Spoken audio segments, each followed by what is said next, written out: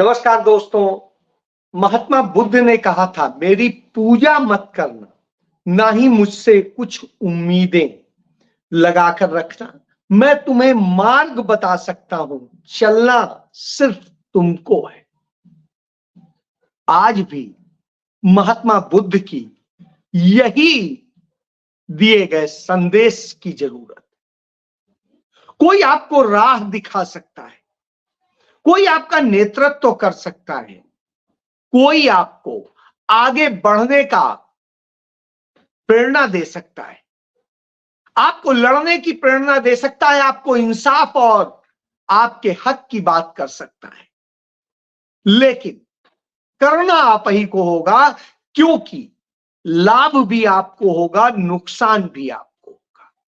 यह बात हमारे देश के हर संप्रदाय, हर वर्ग, हर उस व्यक्ति को समझने की जरूरत है जिसके हक छीने गए या जिसके छिन रहे हैं या छीनने की स्थिति में।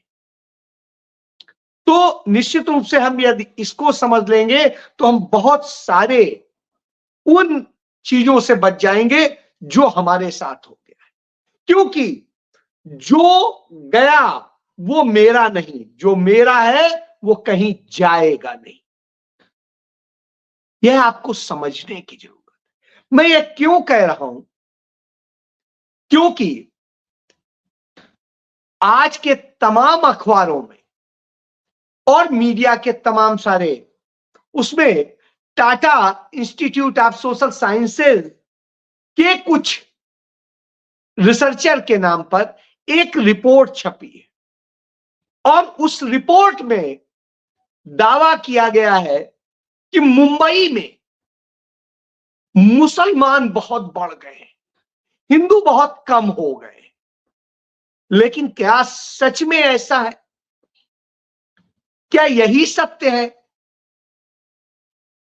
और जब इसकी सत्य को देखेंगे, और आज नहीं, कहा जा रहा है 2051 में, मतलब 51 में वो अधिक होंगे, तब निश्चित रूप से इस बात की तहकीकात करना बनता है। इस बात की तहकीकात करना बनता है जो बात यूपी का मुख्यमंत्री, जो नफरत का पुलिंदा है, वो आदित्यनाथ, जिसे कुछ लोग योगी कहते हैं, कोई बाबा कहता है, कोई कुछ कहता है, अजय सिंह बिष्ट उर्फ आदित्यनाथ, वो कहता है जहां दिखे सपाई वहां बिटिया घबराई। और जब वो ये कहता है तब निश्चित रूप से आता है कि बिटिया घबरा कहां रही है और क्या हो रहा है। और तीसरी चीज कि क्या राहुल गांधी ने जो संविधान की प्रति ली है वह प्रति कहीं और से आ गई है, वो नक्सलियों ने भेज दी है, या क्या है? क्योंकि देवेंद्र फडणवीस तो यही कहते हैं। बहरहाल इसी पर आपसे बात करता हूं, और जब इस पर बात करता हूं तो आपको एक चीज बताता हूं कि जब 1931 में आखिरी बार जातिगत जनगणना हुई थी, उसके बाद में 2011 में कांग्रेस पार्टी ने जातिगत जनगणना कराई थी। 2011 में कांग्रेस ने जातिगत जनगणना कराई थी, लेकिन उसका डेटा जो रिलीज करना था, उस समय तक सरकार बदल गई, और जो सरकार आई वो नरेंद्र मोदी भाजपा की सरकार आई, उसने वो डेटा रिलीज नहीं किया। जो 1931 में जनगणना हुई थी, उस जनगणना में जातिगत जनगणना हुई थी, उसके बाद में 2011 में हुई। ये बिल्कुल क्लियर है। जो तमाम राज्य कर रहे हैं वो जनगणना नहीं है, वो सर्वे। जनगणना और सर्वे में अंतर होता है, उसका तरीका अलग है, और जनगणना कराने का अधिकार सिर्फ भारत सरकार को है। तो यह बात आप क्लियर कर लीजिए। राज्य जो करा रहे हैं वो इसलिए करा रहे हैं क्योंकि एक आधार पता चल जाएगा। ये एक अच्छी बात होना चाहिए, तो अब आता हूं, तो जो जनगणना हुई थी उसी पे बात करें। उसके पहले कि 1947 में जब भारत का बंटवारा हुआ और भारत से टूटकर एक राज्य बना जिसका नाम पाकिस्तान है, तब 1951 में जनगणना हुई। और यह जनगणना कब शुरू हुई थी? सबसे पहली बार 1872 में अंग्रेजी हुकूमत ने शुरू की थी, और उसके बाद से लेके 2011 तक कभी उसका क्रम नहीं टूटा। हर 10 साल में होती थी, चाहे जितनी महामारी आई हो, चाहे जितनी आपदाएं आई हो, चाहे विश्व युद्ध हो रहे हो, चाहे भारत के अंदर युद्ध हो रहे हो, तमाम के बाद भी कभी वो जनगणना रुकी नहीं। लेकिन पहली बार उस जनगणना का क्रम टूटा वो नरेंद्र मोदी के समय। यानी नरेंद्र मोदी में यह क्षमता नहीं बची कि 2021 में वो जनगणना करा सके, क्योंकि शायद वो उस सच को छिपाना चाहते हैं, मैनिपुलेट करना चाहते हैं और बताना चाहते हैं, क्योंकि जो सच मैं आपको बताने जा रहा हूं, 1951 में जब पहली बार भारत की जनगणना हुई, तो भारत की जनगणना में आबादी का जो परसेंटेज था, अनुपात था, तो उसमें मुस्लिम 16% से अधिक थे। तो जब 16% से अधिक थे और पूरे देश की आबादी 30 करोड़ 30 लाख थी, ऐसी स्थिति में मुस्लिम आबादी 3 करोड़ 54 लाख थी। और 2011 की जब जनगणना हुई तो देश में जो मुस्लिम्स की आबादी थी वो 14.2% थी, 14.2%, यानी करीब करीब वो 2% आबादी मुस्लिम की घट गई भारत के अंदर। संख्या की बात करें तो भारत की संख्या तब 120 करोड़ हो चुकी थी, आपको पता है। तो जब यह हो चुकी थी तो उस वक्त में भारत ने जो मुस्लिम्स की आबादी है वो 17 करोड़ 20 लाख हो गई थी, और हिंदुओं की आबादी 96 करोड़ 60 लाख हो गई थी। 96 करोड़ टोटल उस समय 30 करोड़ थी, और अब जब 121 करोड़ के आसपास होती है तब यह स्थिति होती है। और जब यह प्रतिशत आता है तो आप समझ सकते हैं कि मुस्लिम घटा है, हिंदू नहीं घटा है। हिंदू का परसेंटेज बहुत थोड़ा सा 79.8% है, यानी 80% के करीब हिंदू है। तो आप समझिए कि जो ये स्थिति बताते हैं। अब आते हैं जो अखबारों ने छापा है कि मुंबई में ये हो जाएगा। क्यों? क्योंकि हिंदू मुस्लिम की आबादी जो मुंबई में है, उस मुंबई के आधार पर ये सारी चीजें जब कही जा रही हैं तो निश्चित रूप से चिंताजनक है। आप याद करिए सितंबर 1921 में आप भारत आए थे, उस समय हिंदू और मुस्लिम ने मिल करके दंगा किया था उसी मुंबई में, और ईसाइयों पारसियों आदि को मारा था, क्योंकि वो अंग्रेजों के साथ खड़े हो रहे थे। तो यह स्थिति है।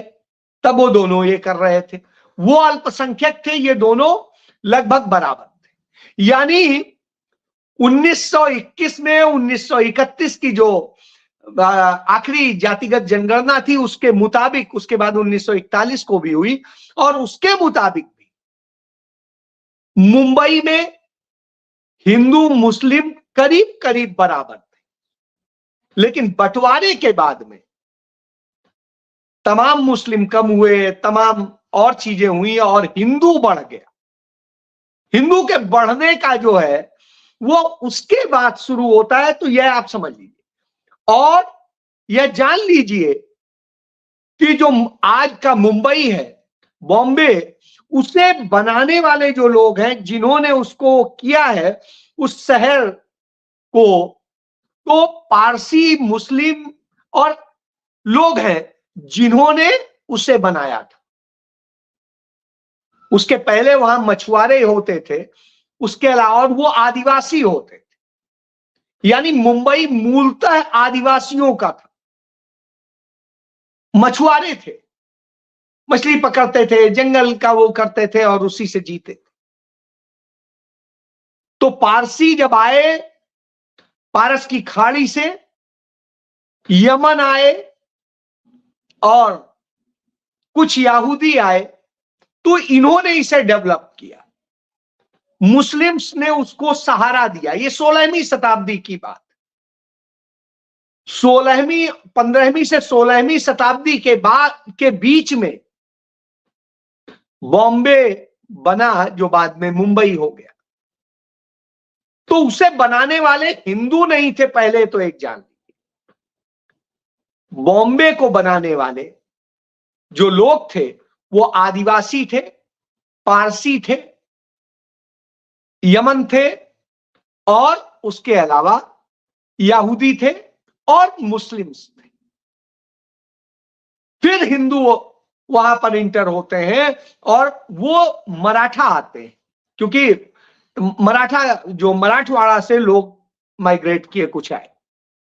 और फिर उसके बाद में धीरे धीरे धीरे जैसे वो एक व्यापारिक केंद्र बनता गया, जब अंग्रेज आए और उसके बाद में उसमें हिंदुओं के आने का क्रम बढ़ा, तो इतिहास बताता है कि बॉम्बे, मुंबई असल में उनकी देन है, जिन्हें आप वहां पर कुछ भी कहते हैं।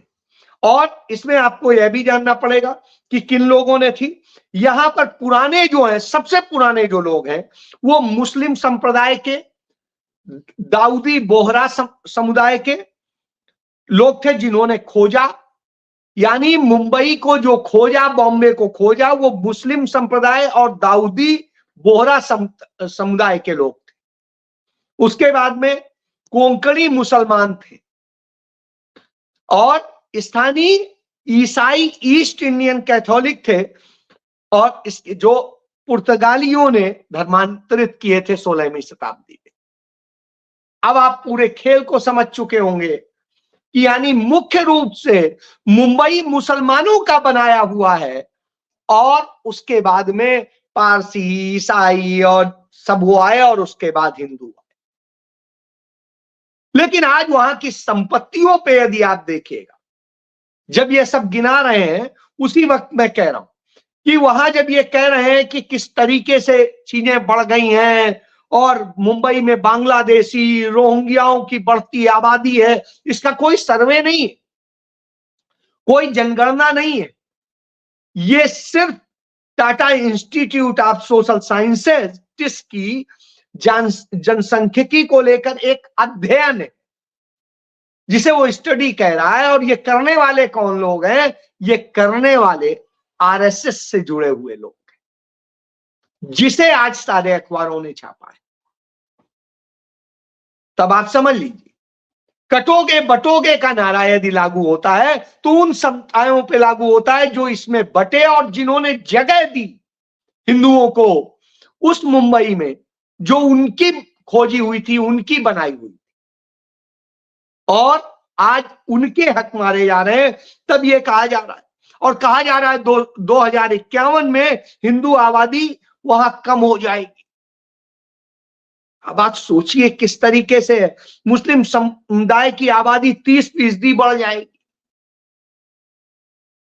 तो यह अपने आप में दिखाता है किस तरीके से आपको डरा कर सब कुछ करके ये किया जा रहा है। और जो भाजपा, आरएसएस, बीजेपी, नरेंद्र मोदी सब कहते हैं रोहिंग्या घुसपैठिए और मुस्लिम घुसपैठियों के कारण ये हो जाएगा, तो सबसे बड़ी बात है बॉर्डर सिक्योरिटी फोर्स, जैसे मैं बार बार कहता हूं, कोस्ट गार्ड, आर्मी, नेवी, दूसरी और भारत तिब्बत सीमा पुलिस, सीमा सुरक्षा बल, और ये सब जितने किसके अंडर आते हैं? ये सभी केंद्र सरकार के अंडर आते हैं, नरेंद्र मोदी के अंडर आते हैं। तो बताइए 10 साल से आपकी सरकार है, कैसे घुसपैठिए आ गए? यदि घुसपैठियों के कारण, और घुसपैठियों कारण है तो आपने घुसपैठियों का क्यों नहीं अभी तक सर्वे करके उनको निकाला और उनका सारी चीज करी? क्यों नहीं आपने 2021 की जनगणना कराई जिससे कि वो उनका डेटा वास्तविक सामने आ जाए? क्यों, किसके बच्चे हैं, कहां से आए थे, क्या था? क्योंकि जनसंख्या में एक चीज नहीं होती है, जब आपकी जनगणना होती है तो एक एक रिकॉर्ड लिया जाता है। आप कहां से आए, कैसे है, क्या है, आपका आर्थिक क्या स्थिति क्या है, आपके पास संपत्ति की स्थिति क्या है, आपका सारा सारा डेटा निकाला जाता है। तो क्यों नहीं निकाल पा रहे? यानी आप सिर्फ नफरत फैलाने के लिए झूठ बोल रहे हैं और ये झूठ बोल करके आप कहानी बता रहे हैं।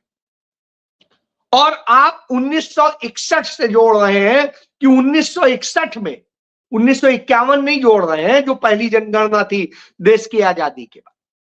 आप कह रहे हैं 1961 में 88% हिंदू थे और 2011 में 66%। साहब, ये आप जब ये जनगणना का बता रहे हैं तो मुझे यह क्यों नहीं बता रहे हैं कि कितना मुंबई का जो यहां आया था वो विदेशों में, दुबई में और दूसरे देशों में आज 1.25 करोड़ से अधिक हिंदू सऊदी अरेबिया के देशों में काम कर रहा है, 1.5 करोड़ के करीब। तो आप समझ लीजिए कि 1.5 करोड़ वो उधर शिफ्ट होता है, उनके परिवार शिफ्ट होते हैं। इसके अलावा दूसरे अदर्स कंट्रीज में शिफ्ट होते हैं। तो यह इस बात का सबूत है, इस बात का सबूत है कि जो आबादी है, हिंदुओं की आबादी की बात करते हैं, यदि 8% बढ़ी 2011 में कह रहे हैं, और 1968 में मुस्लिम आबादी 8% थी बोल रहे हैं, तो जब आप 68 कहां से गिन ले रहे हैं?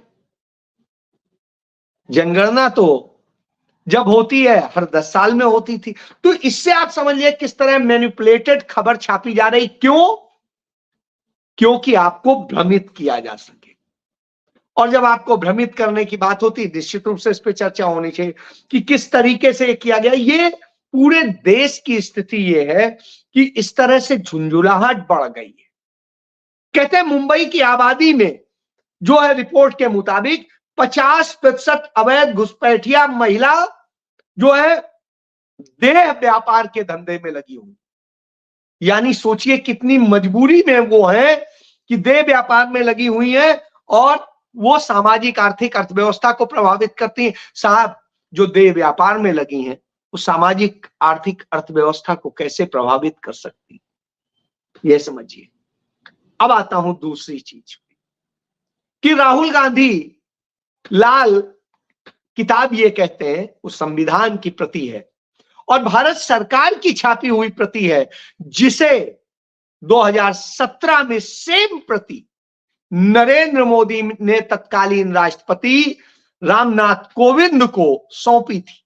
उसकी फोटो आज बाकायदे कांग्रेस पार्टी के राष्ट्रीय अध्यक्ष मल्लिकार्जुन खड़गे ने दिखाई और सारा सच बताया, क्योंकि ये संविधान से डरते हैं, उसके सच से डरते हैं। तो यह स्थिति होती है। तीसरी, जो आदित्यनाथ नफरत का पुलिंदा है, तो वो जब कहता है कि कटेंगे बटेंगे और दिखे सपाई तो बिटिया घबराई, तो आप बताइए उत्तर प्रदेश में लड़कियों से गैंग रेप करने के मामले में सजा याफ्ता वह कुलदीप सेंगर किस पार्टी का था? भारतीय जनता पार्टी का एमएलए। जो मिर्जापुर में भाजपा का एमएलए था, जो नाबालिग बच्ची के साथ में गैंग रेप करता है, वो कौन था? भाजपा का। जो चिन्मयानंद है वो कौन था? भाजपा का है। और इसी तरीके से तमाम भाजपा के नेता यही हरकतें कर रहे हैं, और जब यही हरकतें कर रहे हैं तब कहते हैं कि बिटिया घबराई। उत्तर प्रदेश में सबसे ज्यादा रेप कब होने लगे? जब आदित्यनाथ है। महिलाओं पे सबसे ज्यादा अपराध कब होने लगे? जब भाजपा की सरकार है। तो इस तरह की स्थिति होती। और जब यह स्थिति होती है तो निश्चित रूप से होता है नफरत फैलाने और ये करने का धंधा इन्होंने चला रखा है। जैसे देवेंद्र फडणवीस कहता है वोट जिहाद का जवाब मतों के धर्म युद्ध से दिया जाना चाहिए। तो आप बताइए कौन सा धर्म युद्ध आप कर रहे हैं? आप तो सत्ता के लिए कर रहे हैं, क्योंकि आपने सत्ता के लिए क्या किया इसका उदाहरण दे देता हूं। 2002 में नरेंद्र मोदी जब गोधरा और गुजरात नरसंहार हुआ था, उस समय नरेंद्र मोदी के साथ में जो व्यक्ति खड़ा था वो सुधीर मेहता था, जिसने पूरी फंडिंग की थी उन लोगों को और सारा ये खेल हुआ। उसको 5 साल पहले की बात है जब देवेंद्र फडणवीस की सरकार थी, यानी बीजेपी की सरकार थी, उस समय 265 करोड़ रुपए के प्रॉपर्टी टैक्स में उसे छूट दे दी गई। ये टोरेंट पावर और टोरेंट फार्मा का मालिक, और उसे छूट दी गई और उसने 185 करोड़ रुपया इलेक्टोरल बॉन्ड से बाद में चंदा दे दिया। उसके बाद में उसने धीरे धीरे और भी चंदा दिया, यानी आप कुछ पैसा रखो बाकी सारा दूसरे डोर से हमें दे दो। तो इस तरह से, और ये लगातार काम चलता रहा, और ये नरेंद्र मोदी का खास मित्र है, ये भी दिखा देता हूं। इन सब के लिए ये सारे काम होते हैं। तो इनको बचाने के लिए कटोगे बटोगे और वोट जिहाद और ये सब होता है। असल में यह स्थिति है, तो यह सत्य है। इसलिए आप जान लीजिए, आपको नफरत में जलाया जाता है। तभी राहुल गांधी बार बार कहते हैं कि जुड़िए, भारत जोड़ो ना कि तोड़ो, मोहब्बत करो इस देश से, ना कि राष्ट्रवाद कह के नफरत फैलाओ। तो यह आप समझेंगे तो निश्चित रूप से देश के लिए, आपके लिए, सबके लिए भला होगा। नहीं तो झूठ आपको खा जाएगा। तो यह सच जानिए, यही बताना मेरा काम है। मैं बता रहा हूं, और जैसा मैंने आपको पहले कहा, मेरा जो फर्ज है निभा रहा हूं। आप समझें समझें न समझें, आपकी मर्जी।